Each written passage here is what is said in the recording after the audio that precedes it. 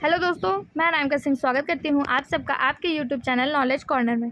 Friends, आज के इस वीडियो में हम लोग सचिन सर की जो बीपीएससी तैयारी 4.0 के लिए बुक आई है उसके इंपॉर्टेंट क्वेश्चन डिस्कस करेंगे, जिसमें हम लोग अभी हिस्ट्री के क्वेश्चन डिस्कस कर रहे हैं। अभी तक हम लोगों ने इस बुक का बिहार बजट, बिहार आर्थिक सर्वेक्षण, बिहार जातीय जनगणना और बिहार करंट अफेयर के क्वेश्चन डिस्कस कर लिए हैं।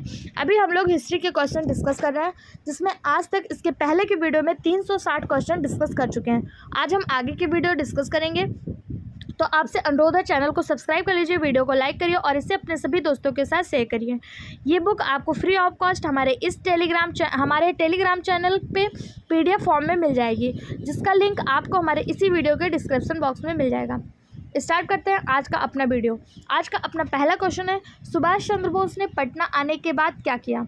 गांधी से मुलाकात की, समीपवर्ती जिलों का दौरा किया, बिहार में फॉरवर्ड ब्लॉक का प्रचार किया, एक से अधिक, इनमें से कोई नहीं। सुभाष चंद्र बोस जी जब पटना आते हैं तो इन्होंने क्या किया? इन्होंने गांधी से कोई मुलाकात नहीं की, क्योंकि गांधी जी से इस समय इनका मतभेद चल रहा था। इसी मतभेद के कारण सुभाष चंद्र बोस जी ने पहले सबसे समीपवर्ती जिलों का दौरा किया और उसके बाद बिहार में फॉरवर्ड ब्लॉक का प्रचार प्रसार किया। समीपवर्ती दौरों का जिला भी इसीलिए किया था जिससे ये फॉरवर्ड ब्लॉक के प्रचार प्रसार में आप इनको मदद कर सके। तो इन्होंने क्या किया था? समीपवर्ती जिलों का दौरा किया और बिहार में फॉरवर्ड ब्लॉक की स्थापना की। तो इसका जो सही जवाब है वो हो जाएगा ऑप्शन ई, एक से अधिक। फॉरवर्ड ब्लॉक का प्रचार प्रसार किया, स्थापना नहीं की थी। ठीक है, अगला क्वेश्चन, 10 मार्च 1940 को किस नेता के सम्मान में पूरे प्रांत में दिवस मनाया गया था? 10 मार्च 1940 को। ऑप्शन है महात्मा गांधी, जयप्रकाश नारायण, राजेंद्र प्रसाद, इनमें से कोई नहीं, एक से अधिक। तो इसका जो सही जवाब हो जाएगा वो हो जाएगा ऑप्शन बी, जयप्रकाश नारायण। 10 मार्च 1940 को जयप्रकाश नारायण के सम्मान में जयप्रकाश नारायण दिवस मनाया गया, जिससे उनके स्वतंत्रता संग्राम में जो उन्होंने योगदान दिया, जो उन्होंने महत्वपूर्ण भूमिका निभाई, उसको याद किया गया और उसको सराहना मिला। ठीक है, तो इसका सही जवाब हो जाएगा किसके सम्मान में मनाया गया? जयप्रकाश नारायण के सम्मान में मनाया गया। ऑप्शन बी इसका सही जवाब हो जाएगा। जयप्रकाश नारायण जी से आपसे एक इम्पॉर्टेंट क्वेश्चन पूछा जाता है कि भारत छोड़ो आंदोलन के दौरान जयप्रकाश नारायण जी को कौन से जेल में बंदी किया गया था, यानी कि वो कौन से जेल में बंद थे? इसका जवाब आपको कमेंट बॉक्स में बताना। अगर आपका जवाब सही होगा तो नेक्स्ट वीडियो में आपके नाम के साथ आपके कमेंट को जरूर इंक्लूड किया जाएगा। वीडियो में आगे बढ़ने से पहले हम कल के महत्वपूर्ण कमेंट को एक बार देख लेते हैं, किन किन ने अपना महत्वपूर्ण समय निकालकर हमारे साथ कमेंट को शेयर किया हुआ है। कल के वीडियो पे जो कमेंट आया है वो है कंचन यादव का, मीठी म्यूजिक सेंटर का और अनामिका कुमारी, अंजलि स्कूल ब्लॉग्स, रेस्क किशोर, इन सब का जो है कमेंट आया हुआ है। आप सबका कमेंट हमारे लिए महत्वपूर्ण है। कल के वीडियो में मैंने आपसे क्वेश्चन पूछा था कि बिहार राज्य में कुल कितने प्रमंडल हैं, तो केवल एक लोग का जवाब आया है मीठी का। बिल्कुल सही जवाब है, बिहार राज्य में 9 प्रमंडल हैं। इस तरह से आप भी अपने कमेंट के माध्यम से अपने जवाब को हमारे साथ शेयर कर सकते हैं। आपके कमेंट को भी हमारे वीडियो में ज़रूर इंक्लूड किया जाएगा। आज के लिए जो आपका आज के लिए क्वेश्चन है वो ये है कि जयप्रकाश नारायण जी को कौन से जेल में बंदी बनाया गया था, कौन से जेल में रखा गया था? ये आपके लिए आज का क्वेश्चन है। आगे का क्वेश्चन देखते हैं। 16 मई 1940 को छपरा में भारत रक्षा कानून के तहत गिरफ्तार किए गए फॉरवर्ड ब्लॉक के नेता कौन थे? सुभाष चंद्र बोस, सीलभद्र याजी, जयप्रकाश नारायण, एक से अधिक, इनमें से कोई नहीं। तो हम सभी को पता है कि जो फॉरवर्ड ब्लॉक के नेता हैं वो सुभाष चंद्र बोस हैं, लेकिन यहाँ पे पूछा है छपरा में कौन है? तो इसका सही जवाब हो जाएगा सीलभद्र याजी। 16 मई 1940 को बिहार में फॉरवर्ड ब्लॉक के नेता सीलभद्र याजी को छपरा में भारत रक्षा कानून के अंतर्गत आपत्तिजनक भाषण देने के आरोप में गिरफ्तार कर लिया गया था। किसे किया गया था? तो सीलभद्र याजी जी को किया गया था। ऑप्शन बी इसका सही जवाब हो जाएगा। अगला क्वेश्चन, 1941 में बिहार शरीफ में 23 मार्च को किस संगठन द्वारा पाकिस्तान दिवस मनाया गया? पाकिस्तान दिवस किस संगठन द्वारा मनाया गया? भारतीय राष्ट्रीय कांग्रेस, मुस्लिम लीग, फॉरवर्ड ब्लॉक, एक से अधिक, इनमें से कोई नहीं। तो इसका जो सही जवाब हो जाएगा वो हो जाएगा ऑप्शन बी, मुस्लिम लीग। मुस्लिम लीग के द्वारा 1941 23 मार्च को पाकिस्तान दिवस मनाया गया। 23 मार्च 1941 को पाकिस्तान दिवस किसके द्वारा मनाया गया? तो ये जो है मुस्लिम लीग के द्वारा मनाया गया। मनाया कहाँ गया? तो बिहार शरीफ में मनाया गया। ठीक है, इसका सही जवाब हो जाएगा ऑप्शन बी।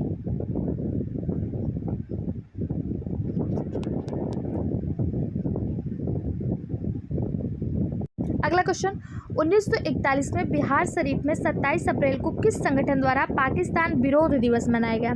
अभी हम लोगों ने देखा कि 23 मार्च को पाकिस्तान दिवस मनाया गया। अब पूछा जा रहा है कि किसके द्वारा पाकिस्तान विरोध दिवस मनाया गया। दोनों ही, चाहे वो पाकिस्तान दिवस की बात करें या पाकिस्तान विरोध दिवस की बात करें, दोनों ही 1941 में मनाया गया था। अंतर बस इतना था कि वो 23 मार्च को मनाया गया पाकिस्तान दिवस, और उसके लगभग एक महीने से अधिक का समय लेकर 27 अप्रैल 1941 को पाकिस्तान विरोध दिवस मनाया गया। किसके द्वारा मनाया गया? तो इसका सही जवाब हो जाएगा हिंदू महासभा के द्वारा। हिंदू महासभा के द्वारा बिहार शरीफ में ही 1941 27 अप्रैल को पाकिस्तान विरोध दिवस बनाया गया था। ठीक है, इसका सही जवाब हो जाएगा ऑप्शन बी। अगला क्वेश्चन, अक्टूबर 1937 के अंत में बिहार यात्रा के दौरान मोहम्मद अली जिन्ना ने किन दलों को मुस्लिम लीग में विलय करने का प्रस्ताव रखा? भारतीय राष्ट्रीय कांग्रेस और अहरार पार्टी, यूनाइटेड मुस्लिम लीग, अहरार पार्टी और बिहार इंडिपेंडेंस पार्टी, हिंदू महासभा और मुस्लिम लीग, एक से अधिक इनमें से कोई नहीं।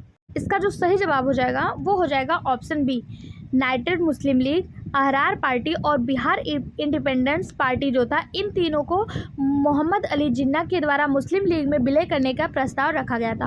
ऑप्शन बी इसका सही जवाब हो जाएगा। अगला क्वेश्चन, अगर आपसे पूछा जाए कि क्या ये पार्टी जो है वो मुस्लिम उसमें क्या कहते हैं, मुस्लिम लीग में शामिल हुए थे कि नहीं हुए थे, तो यूनाइटेड मुस्लिम लीग एवं अहरार पार्टी जो है वो मुस्लिम लीग में विलय हो गए थे, लेकिन बिहार इंडिपेंडेंट पार्टी जो थी वो मुस्लिम लीग में विलय नहीं हुई थी। इसमें जो है जिन्ना जो है वो असफल हो गए थे। बिहार इंडिपेंडेंट पार्टी को मुस्लिम लीग में विलय करने में जिन्ना जो है वो असफल हो गए थे। अगला क्वेश्चन, बिहार में मुस्लिम लीग से अलग होकर कार्यरत दो अन्य मुस्लिम संगठन कौन से थे? जमायत ए उलेमा और मोमीन जमायत, मुस्लिम स्टूडेंट फेडरेशन और हिंदू महासभा, बिहार इंडिपेंडेंस पार्टी और अहरार पार्टी, एक से अधिक इनमें से कोई नहीं। वो कौन से संगठन है? दो संगठन है जो मुस्लिम लीग से अलग हुए थे। तो इसका जो सही जवाब हो जाएगा वो हो जाएगा ऑप्शन ए। ऑप्शन ए, जमायत ए उलेमा और मोमीन जमायत, ये दो संगठन जो है ये मुस्लिम लीग से अलग हो गए थे। ऑप्शन ए इसका सही जवाब हो जाएगा। ठीक है, बिहार में मुस्लिम लीग के अतिरिक्त ये दो संगठन भी सक्रिय थे। ये संगठन अपनी विशिष्ट विचारधारा और राजनीतिक गतिविधियों के माध्यम से स्वतंत्रता संग्राम और सामाजिक संरचना पर प्रभाव डाल रहे थे। अगला क्वेश्चन, 1 जनवरी 1938 को जिन्ना ने बिहार के किस शहर में मुसलमानों की सभा को संबोधित किया था? पटना, गया, मुजफ्फरपुर, एक से अधिक उनमें से कोई नहीं। इसका जो सही जवाब हो जाएगा वो हो जाएगा ऑप्शन बी, गया। 1 जनवरी 1938 को जो मोहम्मद अली जिन्ना थे ये बिहार के मुसलमानों को संबोधित किए थे। कहाँ पे किए थे? तो गया में किए थे। इस सभा में मुस्लिम लीग तथा बिहार मंत्रिमंडल की आलोचना करते हुए स्थानीय संस्थाओं से पृथक निर्वाचन प्रणाली की मांग करने का सुझाव दिया गया था। इसमें क्या कहा गया था? तो पृथक निर्वाचन प्रणाली का सुझाव दिया गया था। और ये हुआ कहाँ था? ये संबोधन किया कहाँ गया था जिन्ना के द्वारा? तो ये बिहार के गया में किया गया था। कब किया गया था? 1 जनवरी 1938 को किया गया था। तो ऑप्शन बी इसका बिल्कुल सही जवाब हो जाएगा। अगला क्वेश्चन, 26 दिसंबर 1938 को अखिल भारतीय मुस्लिम लीग का 26वां अधिवेशन कहाँ पर हुआ था? दिल्ली, लाहौर, पटना, एक से अधिक इनमें से कोई नहीं।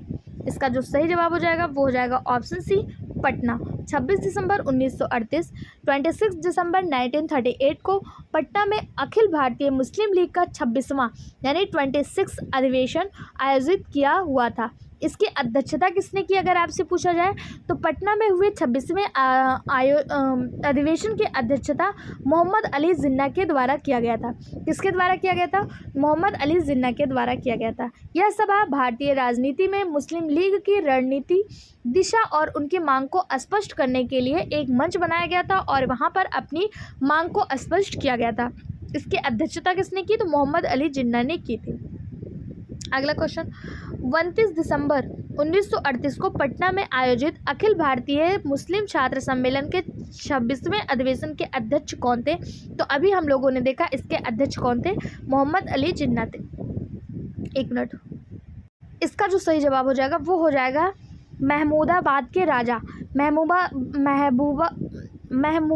महमूदाबाद के जो राजा हैं, इन्होंने 29 दिसंबर 1938 को जो पटना में अखिल भारतीय मुसलमान छात्र सम्मेलन का 26वां अधिवेशन हुआ था, उसकी अध्यक्षता की थी। अगर पूछा जाए इसका उद्घाटन किसने किया था, तो इसका उद्घाटन मोहम्मद अली जिन्ना के द्वारा किया गया था, लेकिन इसकी अध्यक्षता जो है वो महमूदाबाद के राजा के द्वारा किया गया था। यह सभा मुस्लिम छात्र संगठनों की राजनीतिक जागरूकता और राष्ट्रीय आंदोलन में उनकी भूमिका को रेखांकित करता है। लेकिन अगर आपसे बात करें, यहीं पे 26 दिसंबर 1938 में जो सभा हुई थी, जो इंडियन अखिल भारतीय मुस्लिम लीग का 26वां अधिवेशन हुआ था, उसकी अध्यक्षता किसने की थी, तो मोहम्मद अली जिन्ना ने की थी। ये कब हुआ था, 26 दिसंबर को। और यहाँ पे बात किया जा रहा है 29 दिसंबर को अखिल भारतीय मुसलमान छात्र सम्मेलन का, जिसकी अध्यक्षता किसने की थी, महमूदाबाद के राजा ने की थी। ठीक है, और किसकी अगुवाई में की थी, मतलब किसने इसका उद्घाटन किया था, तो मोहम्मद अली जिन्ना ने इसका उद्घाटन किया था। अगला क्वेश्चन, 5 फरवरी 1939 को कौन सा विशेष दिवस मनाया जाता है, कांग्रेस स्थापना दिवस, मुस्लिम लीग दिवस, फॉरवर्ड ब्लॉक दिवस, या फिर उपयुक्त इनमें से कोई नहीं, एक से अधिक। इसका जो सही जवाब हो जाएगा वो हो जाएगा ऑप्शन बी, मुस्लिम लीग दिवस। 5 फरवरी 1939 को मुस्लिम लीग जो है वो दिवस मनाया जाता है। यह सभा मुस्लिम लीग के राजनीतिक विचारों और रणनीतिक दिशा को रेखांकित करने के लिए महत्वपूर्ण है। यानी कि मुस्लिम लीग की स्थापना कब हुई, तो 5 फरवरी को हुई थी, और 5 फरवरी 1939 को मुस्लिम लीग दिवस के रूप में मनाया जाता है। अगला क्वेश्चन, भारत सरकार अधिनियम 1935 के तहत 1937 में हुए प्रांतीय चुनाव में बिहार के किस दल को पूर्ण बहुमत मिला था, मुस्लिम league, Hindu Mahasabha, Indian National Congress, एक से अधिक, इनमें से कोई नहीं। इसका सही जवाब हो जाएगा option C, Indian National Congress, भारतीय राष्ट्रीय कांग्रेस। भारत सरकार अधिनियम 1935 के अंतर्गत जो प्रांतीय विधानसभाओं में चुनाव हुए थे, कब हुए थे, 1937 में हुए थे। चुनाव कब हुआ, 1937 में हुआ। किसके अंतर्गत हुआ, तो भारत सरकार अधिनियम, जिसे आप कहते हैं, क्या कहते हैं, India government of India act 1935 के अंतर्गत हुआ था। और ये चुनाव कब हुआ, 1937 में हुआ। इसमें भारतीय राष्ट्रीय कांग्रेस, इंडियन नेशनल कांग्रेस को जो है वो बिहार में पूर्ण बहुमत प्राप्त हुआ था। ऑप्शन सी इसका सही जवाब हो जाएगा। किसको बिहार में पूर्ण बहुमत प्राप्त हुआ था, तो इंडियन नेशनल कांग्रेस को हुआ था। अगला क्वेश्चन, 1937 में प्रांतीय विधानसभाओं के चुनाव में बिहार में कांग्रेस ने कितनी सीटों पर चुनाव लड़ा और कितनी सीटों पर जीत हासिल की। इसका जो सही जवाब हो जाएगा वो हो जाएगा ऑप्शन ए 107 सीटों पर चुनाव लड़ा था और 98 पर विजयी हुआ था। ठीक है, कितने सीटों पर चुनाव लड़ा था, 107 सीटों पर चुनाव लड़ा था, और कितने पर जीता था, 98 सीटों पर जीता था। अगर आपसे पूछा जाए टोटल सीटें कितनी थी, तो टोटल सीटें 152 थी, जिसमें से 107 सीटों पर कांग्रेस ने, इंडियन नेशनल कांग्रेस ने चुनाव लड़ा, और जीत कितने पे हासिल की, 98 पर जीत हासिल की थी। यानी कि पूर्ण बहुमत जो है ये इसको मिला था। ऑप्शन ए इसका सही जवाब हो जाएगा। अगला क्वेश्चन, 24 मार्च 1937 को बिहार के तत्कालीन राज्यपाल MG हैलेट ने किस नेता को मंत्रिमंडल बनाने का निर्णय दिया, राजेंद्र प्रसाद, अनुग्रह नारायण सिंह, श्री कृष्ण सिंह, एक से अधिक, इनमें से कोई नहीं। इसका सही जवाब हो जाएगा ऑप्शन सी, श्री कृष्ण सिंह। 24 मार्च 1937 को बिहार के तत्कालीन राज्यपाल जो थे MG हैलेट ने, इन्होंने कांग्रेस विधायिका दल के नेता श्री कृष्ण सिंह को मंत्रिमंडल बनाने का निर्णय दिया। यह घटना भारत सरकार अधिनियम 1935 के तहत हुए चुनाव के बाद बिहार में कांग्रेस की पूर्ण बहुमत की जीत और प्रथम कांग्रेस मंत्रिमंडल के गठन की दिशा में एक महत्वपूर्ण कदम था। अगर आपसे पूछा जाए बिहार के प्रथम CM कौन है, यही श्री कृष्ण सिंह बिहार के पहले मुख्यमंत्री हैं। अगला क्वेश्चन, 1937 के प्रांतीय चुनाव के बाद बिहार में पहला भारतीय अंतरिम मंत्रिमंडल किसके नेतृत्व में गठित हुआ, तो इसका जो सही जवाब हो जाएगा वो हो जाएगा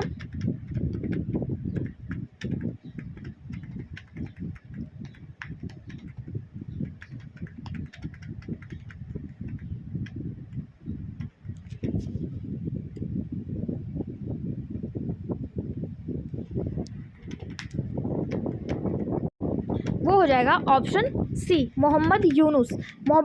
1937 के प्रांतीय विधानसभाओं का जब चुनाव हुआ, उसमें श्री कृष्ण सिंह को जो है वो मंत्रिमंडल बनाने के लिए कहा गया, लेकिन इनकी असमर्थता के बाद जो राज्यपाल थे उन्होंने इंडिपेंडेंट पार्टी, जिसके नेता मोहम्मद यूनुस थे, उनको मंत्रिमंडल बनाने का आदेश दिया।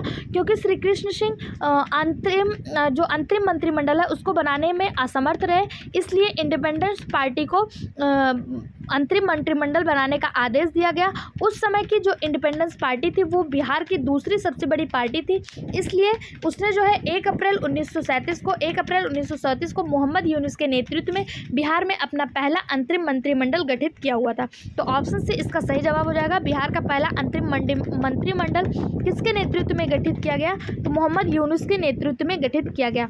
ऑप्शन सी इसका सही जवाब हो जाएगा। अगला क्वेश्चन, बिहार के प्रथम भारतीय प्रधानमंत्री प्रांतीय कांग्रेस के प्रधान कौन नियुक्त हुए? श्री कृष्ण सिंह, अनुग्रह नारायण सिंह, मोहम्मद यूनुस, एक से अधिक, इनमें से कोई नहीं।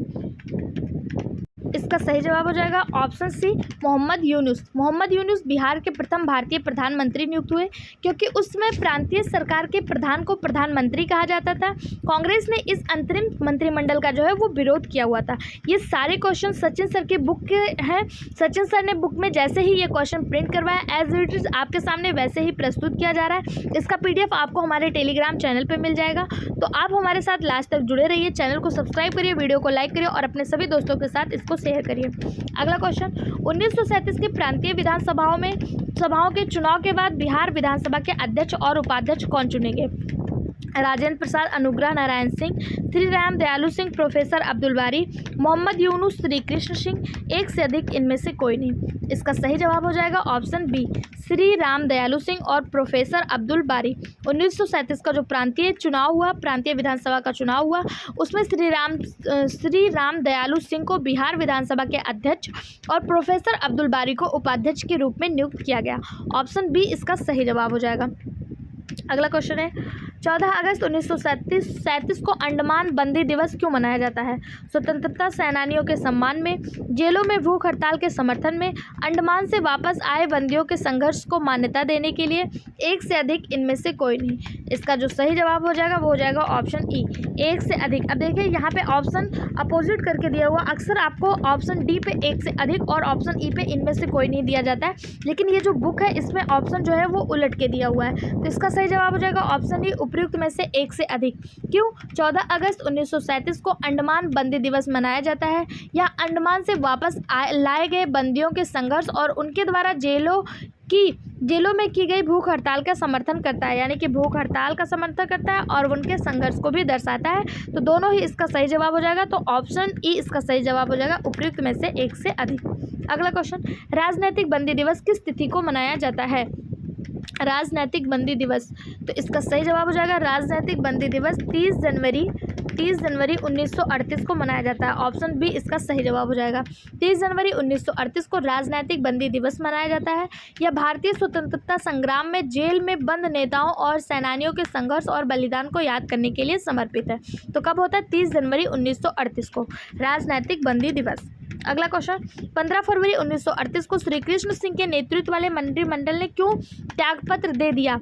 आर्थिक संकट के कारण, राजनीतिक बंदियों की रिहाई के मुद्दे पर अहमियत के कारण, कांग्रेस नेतृत्व में मतभेद के कारण, एक से अधिक, इनमें से कोई नहीं। श्री कृष्ण सिंह के द्वारा जो मंत्रिमंडल बनाया गया था उसने त्यागपत्र क्यों दे दिया? तो इसका सही जवाब हो जाएगा ऑप्शन बी, राजनीतिक बंदियों की रिहाई के मुद्दे पर अहमियत के कारण जो है वो श्री कृष्ण सिंह के द्वारा जो बनाया गया मंत्रिमंडल था उसने त्यागपत्र दे दिया था। ऑप्शन बी इसका सही जवाब हो जाएगा।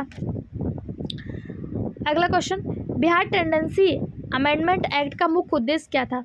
किसानों को भूमि अधिकारों और सुरक्षा प्रदान करना, व्यापारियों के लिए टैक्स में छूट देना, औद्योगिक विकास को बढ़ावा देना, एक से अधिक, इनमें से कोई नहीं। बिहार टेंडेंसी अमेंडमेंट एक्ट का मुख्य उद्देश्य क्या था? इसका सही जवाब हो जाएगा ऑप्शन ए, किसानों को भूमि अधिकारों और सुरक्षा प्रदान करना बिहार टेंडेंसी अमेंडमेंट एक्ट का मुख्य उद्देश्य था। ठीक है, ऑप्शन ए इसका सही जवाब हो जाएगा।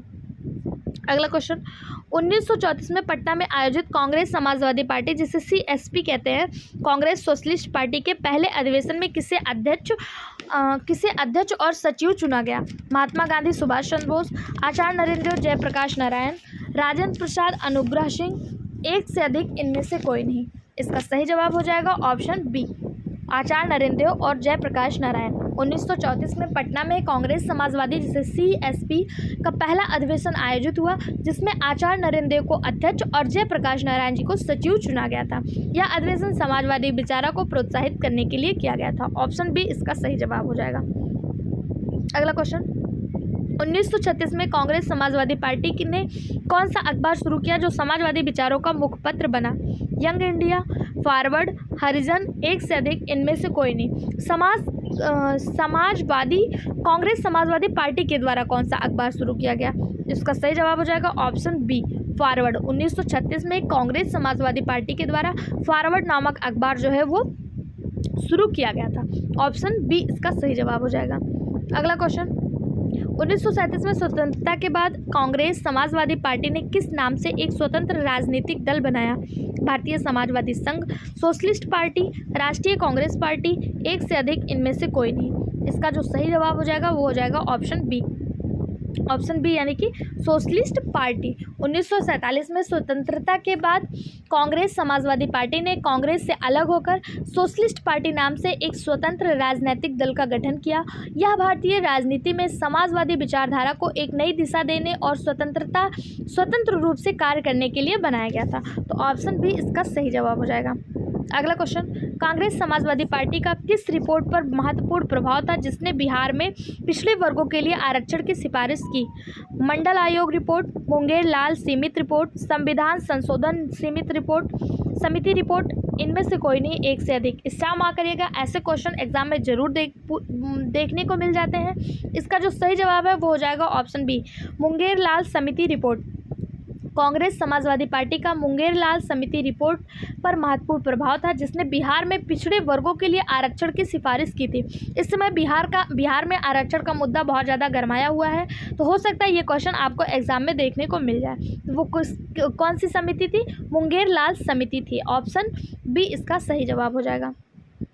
अगला क्वेश्चन, 1931 में बिहार सोशलिस्ट पार्टी की स्थापना किस नेताओं द्वारा किया गया?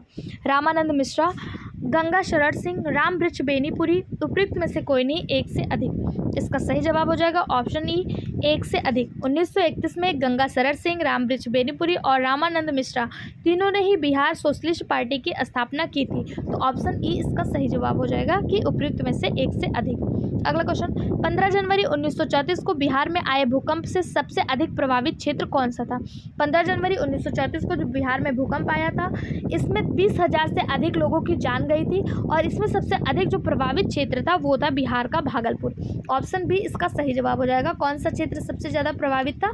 तो बिहार का भागलपुर था। अगर पूछा जाए लगभग कितने लोगों ने इस भूकंप ने कितने लोगों की जान ली, तो लगभग 20,000 लोगों की जान इस भूकंप ने ली थी। अगला क्वेश्चन, 1934 के बिहार भूकंप के दौरान महात्मा गांधी ने भागलपुर के किस स्थान पर सभा को संबोधित किया? गांधी मैदान, लाजपत पार्क, नेहरू पार्क, एक से अधिक, इनमें से कोई नहीं। इसका सही जवाब हो जाएगा ऑप्शन बी, लाजपत पार्क। 1934 में जब बिहार में भूकंप आया उसके बाद महात्मा गांधी बिहार पहुंचे और इन्होंने बिहार के भागलपुर पहुंचकर वहां पे जो भागलपुर में लाजपत पार्क है वहां पर बिहार को संबोधित किया, लोगों को संबोधित किया और भूकंप के बारे में बताया। ठीक है, उन्होंने राहत कार्यों का निरीक्षण किया और पीड़ितों का हौसला बढ़ाया। 3 अप्रैल को गांधी जी ने भागलपुर के लाजपत पार्क में एक सभा को संबोधित किया जहां उन्होंने लोगों से राहत कार्य में मदद करने, दान देने का आग्रह किया। यहां पर इन्होंने क्या किया? लोगों से जो भूकंप से पीड़ित है उनकी मदद करने और उनको दान देने का आग्रह किया हुआ था। ठीक, अगला क्वेश्चन, 1934 के बिहार भूकंप के दौरान महात्मा गांधी ने राहत कोष के लिए क्या कदम उठाए? भाषण देकर धन संग्रह किया, अपने ऑटोग्राफ को 5-5 रुपए में बेचा, स्वयं राहत कार्यों में श्रमदान किया, उपयुक्त में से कोई नहीं, एक से अधिक। इसका जो सही जवाब हो जाएगा वो हो जाएगा ऑप्शन ई, एक से अधिक। उन्होंने क्या किया? जब उन्होंने सभा की तो उन्होंने कई लोग गांधी जी के ऑटोग्राफ प्राप्त करना चाहते थे, तो गांधी जी ने एक अनोखा कदम उठाते हुए ऑटोग्राफ को 5-5 रुपए में बेचने का फैसला किया। यह सुनकर लोग चौंक गए, लेकिन फिर भी उन्होंने राहत कोष में योगदान देने के लिए अपने ऑटोग्राफ को बेचा और लोगों ने उसे उत्सुकता से खरीदा। साथ ही साथ उन्होंने भाषण के माध्यम से लोगों को जो है वो धन संग्रह करने के लिए, दान देने के लिए कहा और स्वयं राहत कार्यों में भी श्रमदान किया। तो इसका सही जवाब हो जाएगा ऑप्शन ई, उपयुक्त में से एक से अधिक। अगला क्वेश्चन, 3 से 4 अप्रैल 1934 को बिहार में भूकंप पीड़ितों की सहायता के दौरान महात्मा गांधी ने किस प्रसिद्ध वस्तु के बारे में जानने की जिज्ञासा प्रकट की? मधुबनी चित्रकला, मुंगेरी लाठी, छऊ नृत्य, एक से अधिक, इनमें से कोई नहीं। इसका सही जवाब हो जाएगा ऑप्शन बी, मुंगेरी लाठी।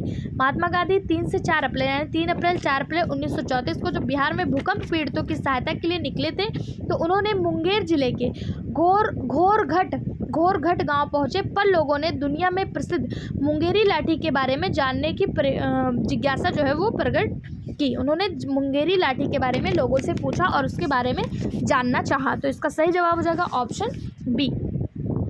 अगला क्वेश्चन, घोरघट गांव में हर साल गांधी जी के आगमन दिवस पर कौन सा सांस्कृतिक आयोजन होता है?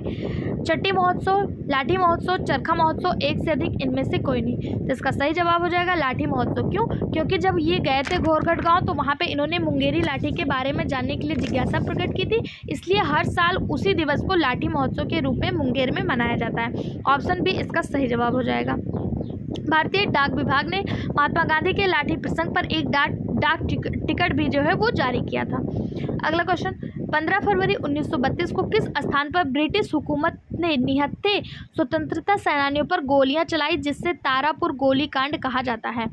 चंपारण, मुंगेर, मोतिहारी, एक से अधिक, इनमें से कोई नहीं। इसका सही जवाब हो जाएगा ऑप्शन बी मुंगेर। मुंगेर में 15 फरवरी 1932 को बिहार का जो मुंगेर जिला है वहाँ पर स्थित तारापुर गांव में ब्रिटिश के द्वारा, अंग्रेज़ों के द्वारा जो वहाँ पर निहत्थे स्वतंत्रता संग्राम थे, स्वतंत्रता सेनानी थे, उन पर गोलियां बरसा दी गई थी। उनको अंधाधुंध फायरिंग के माध्यम से उनको मारा गया था, जिसे तारापुर गोलीकांड के नाम से जाना जाता है। यह घटना स्वतंत्रता संग्राम के इतिहास में एक काला दिन के रूप में घोषित हुआ। यह घटना हुई क्या थी? तो आप सभी को पता है, अंग्रेज जो है वो दमनकारी की नीति रखते थे और स्वतंत्रता सेनानियों को दबाने के लिए, उनके साहस को तोड़ने के लिए यह किया गया था। ये कब हुआ था? 15 फरवरी 1932 को हुआ था। कहाँ पे हुआ था? मुंगेर के तारापुर में हुआ था। इसे तारापुर गोलीकांड के नाम से जाना जाता है। अगला क्वेश्चन, 15 फरवरी 1932 को तारापुर गोलीकांड के दौरान कितने स्वतंत्रता सेनानी शहीद हुए थे? 20, 50, 34, इनमें से कोई नहीं, एक से अधिक। इसका सही जवाब हो जाएगा ऑप्शन सी 34। तारापुर में जो गोलीकांड हुआ था उसमें टोटल कितने लोग शहीद हुए थे? तो उसमें 34 लोग जो है वो शहीद हुए थे। तो ये घटना हुई कब थी? 15 फरवरी 1932 को मुंगेर के तारापुर में हुई थी। कितने लोग शहीद हुए थे? 34 लोग शहीद हुए थे। युवा स्वतंत्रता सेनानियों ने एक समूह में थाना भवन में भारतीय राष्ट्रीय ध्वज फहराने की योजना बनाई। जब वे भारत माता की जय और वंदे मातरम का जय घोष कर रहे थे तब वहाँ के जो कलेक्टर थे ई.ओ. ली और एसपीडब्ल्यू फ्लैंग ने निहत्थे स्वतंत्रता सेनानियों पर जो है वो अंधाधुंध फायरिंग करवाई थी। अगर आपसे पूछ लिया जाए उस समय कि वहाँ के कलेक्टर कौन थे, अंग्रेजी अधिकारी कौन थे, तो ई.ओ. ली और एसपीडब्ल्यू थे। ठीक है, अगला क्वेश्चन, 9 जून 1930 को भागलपुर में कौन सी ऐतिहासिक घटना घटित हुई थी? चंपारण सत्याग्रह, बिहपुर कांड, दांडी मार्च, एक से अधिक, इनमें से कोई नहीं। 9 जून 1930 को, तो आई होप सो अभी तक आप लोगों ने चंपारण सत्याग्रह का सन तो याद कर लिया होगा। मैंने इतनी बार इसको डिस्कस किया है। अगर आप प्रीवियस वीडियो देखे होंगे तो आपको याद हो गया चंपारण सत्याग्रह 1917 में हुआ था। यहाँ पे पूछा 1930 की बात की जा रही, तो इसका जो सही जवाब हो जाएगा वो जाएगा ऑप्शन बी, बिहपुर कांड। 1930 में बिहपुर कांड हुआ। 9 जून 1930 को भागलपुर में बिहपुर कांड हुआ था। ऑप्शन बी इसका सही जवाब हो जाएगा। इसमें क्या हुआ था? इसमें डॉक्टर राजेंद्र प्रसाद ने एक सभा आयोजित कर लोगों को स्वतंत्रता संग्राम में भाग लेने के लिए प्रेरित किया था। जब सभा समाप्त होने के बाद लोग शांतिपूर्वक जुलूस में निकले तो पुलिस ने उन पर लाठीचार्ज किया और उनके दमन को, उनके मतलब क्रांतिकारियों को दमन करना का चाहा। उनके क्रूर दमन में कई स्वतंत्रता सेनानी जो थे वो घायल हो गए थे। इसे बिहपुर कांड के नाम से जाना जाता है। ये हुआ कहाँ था? तो ये भागलपुर में हुआ था। ऑप्शन बी इसका सही जवाब हो जाएगा। अगला क्वेश्चन, बिहपुर कांड के दौरान ब्रिटिश शासन के लाठीचार्ज का विरोध किसने किया? सुभाष चंद्र बोस, राय बहादुर द्वारकानाथ, बाल गंगाधर तिलक, एक से अधिक, इनमें से कोई नहीं। इसका जो सही जवाब हो जाएगा वो हो जाएगा ऑप्शन बी यानी कि राय बहादुर द्वारकानाथ। 9 जून 1930 को भागलपुर के बिहपुर में स्वतंत्रता संग्राम की एक ऐतिहासिक घटना घटित हुई।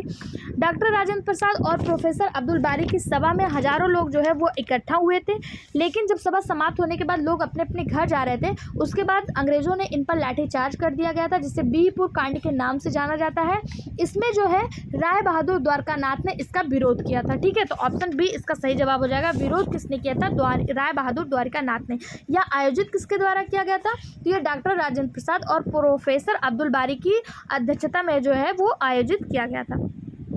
अगला क्वेश्चन, नखास पिंड आंदोलन की ऐतिहासिक घटना से जुड़ा था।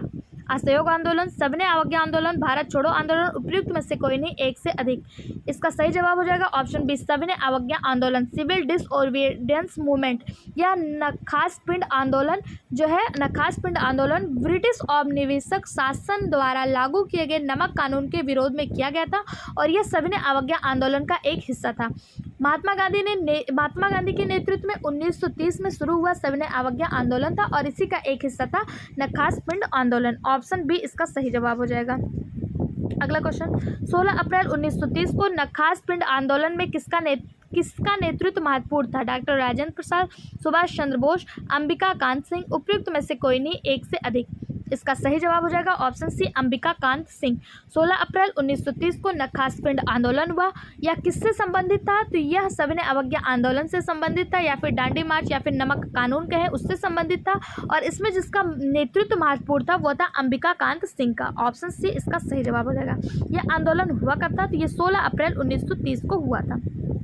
अगला क्वेश्चन, बिहार में सविनय अवज्ञा आंदोलन के दौरान की गई प्रमुख गतिविधियां कौन सी थी? नमक कानून भंग करना, विदेशी वस्तुओं का बहिष्कार करना, बिहार केंद्रीय रिफिल कमेटी का गठन करना, उपयुक्त में से कोई नहीं, एक से अधिक। इसका जो सही जवाब हो जाएगा वो हो जाएगा ऑप्शन ई। ऑप्शन ई क्यों? एक से अधिक, क्योंकि बिहार में सविनय अवज्ञा आंदोलन के दौरान बहुत सारी गतिविधियां हुई जिसमें नमक कानून का विरोध करना, करबंदी आंदोलन, स्वदेशी लीग की स्थापना करना, विदेशी वस्तुओं का बहिष्कार करना, राष्ट्रीय ध्वज फहराने का प्रयास करना और रिफिल कमेटी का गठन करना, ये सब कुछ बिहार में किया गया था। इसलिए इसका सही जवाब हो जाएगा ऑप्शन ई, उपयुक्त में से एक से अधिक। अगला क्वेश्चन, बिहार में सविनय अवज्ञा आंदोलन के दौरान 26 जनवरी 1930 को किस महत्वपूर्ण घटना को मनाया गया? नमक सत्याग्रह, स्वाधीनता दिवस, बिहार केंद्रीय रिफिल कमेटी का गठन, उपयुक्त में से कोई नहीं, एक से अधिक। इसका सही जवाब हो जाएगा ऑप्शन बी स्वाधीनता दिवस। 26 अप्रैल 1930 को पूरे बिहार में स्वाधीनता दिवस के रूप में बड़े जोश और उत्साह के साथ मनाया गया था। ठीक है, ऑप्शन बी इसका सही जवाब हो जाएगा। 26 जनवरी 1930 को बिहार में कौन सा दिवस मनाया गया? तो स्वाधीनता दिवस के रूप में मनाया गया। ठीक, अगला क्वेश्चन, गांधी जी ने दांडी मार्च में बिहार के एकमात्र प्रतिनिधित्व कौन थे? राजेंद्र प्रसाद, अनुग्रह नारायण सिंह, गिरिवरधारी चौधरी, एक से अधिक, इनमें से कोई नहीं। इसका सही जवाब हो जाएगा ऑप्शन सी। गांधी जी जब दांडी मार्च यात्रा निकाले थे जिसमें टोटल 78 स्वयंसेवक शामिल थे, इसमें जो है यह दांडी यात्रा 12 मार्च से लेकर 6 अप्रैल 1930 तक चली थी और यह साबरमती आश्रम से शुरू होकर दांडी तक पहुंची थी।